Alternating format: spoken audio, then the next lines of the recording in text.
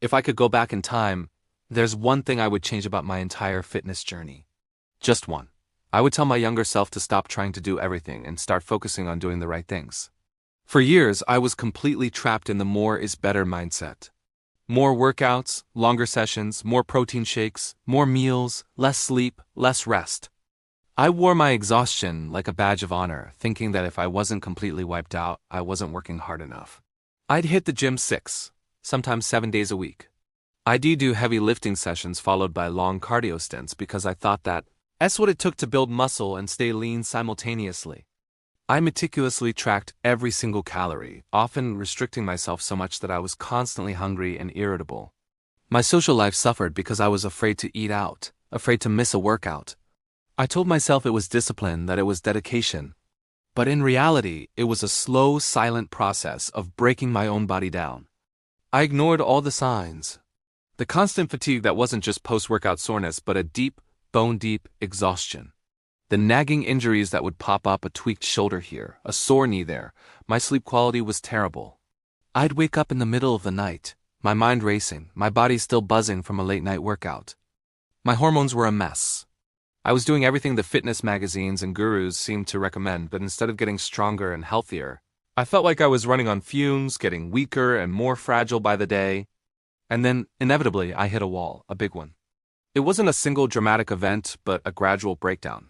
I got sick more often. My performance in the gym plummeted.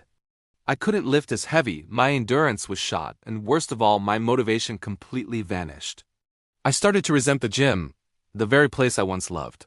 My body was screaming at me, forcing me to listen. It was a tough pill to swallow, but I finally had to admit that my approach was not just ineffective. It was destructive. That's when I made the one change that fixed everything. I decided to train smarter, not just harder.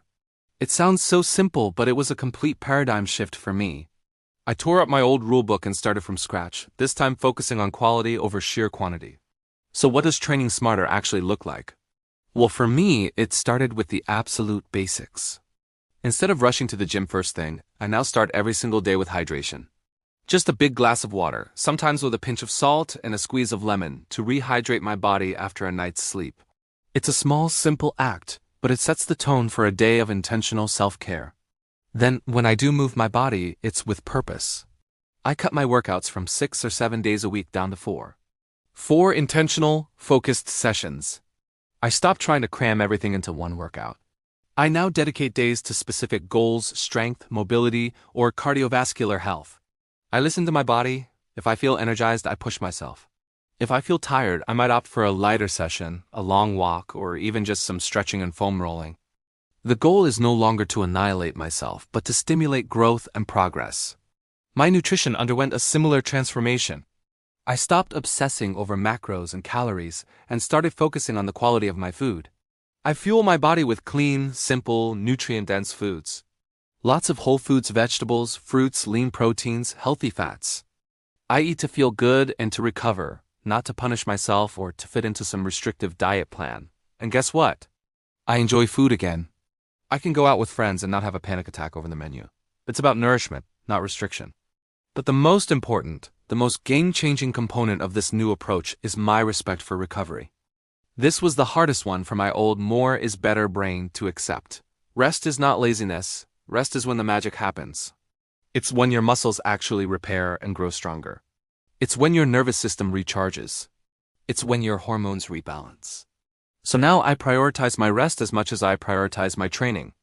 I make sure I get 7 to 8 hours of quality sleep every night. I take my rest days seriously, and I mean true rest.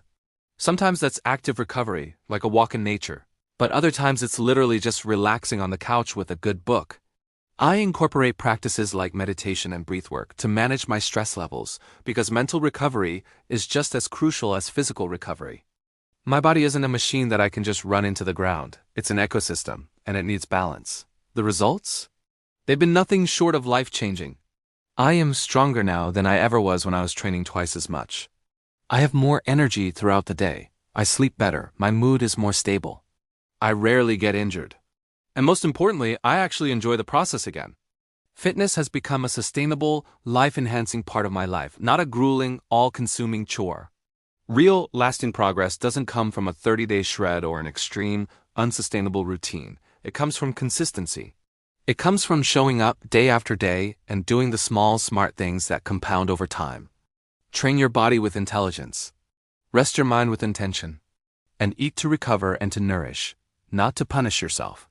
If you're feeling burnt out, exhausted, or stuck in a rut with your fitness, I want you to hear this loud and clear. You don't have to wait for your body to break down to learn this lesson. You don't have to hit rock bottom. You can make the change right now. Start small. Pick one thing.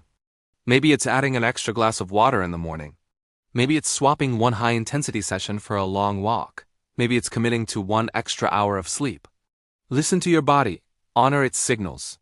Your future self, the one who is strong, healthy, and happy, will thank you for it. Trust me, thank you so much for watching. If this resonated with you, please consider liking the video and subscribing for more content on building a sustainable, healthy lifestyle. See you in the next one.